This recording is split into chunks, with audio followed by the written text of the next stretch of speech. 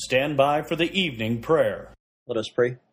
Almighty God, we pray that Vanderbilt University Chancellor Nicholas Nepos would reverse the punishment given to 4 Christian groups because they refused to let homosexual Bible teachers promote sin among the Christians, which some falsely claim violated Vanderbilt's non-discrimination policy.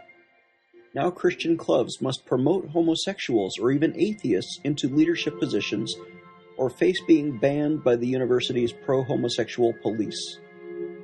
From Proverbs 24:3, to show partiality in judging is not good.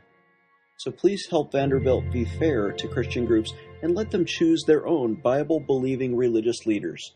In Jesus' name, amen. This is former Navy Chaplain Klingenschmidt. Would you please add your amen to the petitions at our website, prayinjesusname.org.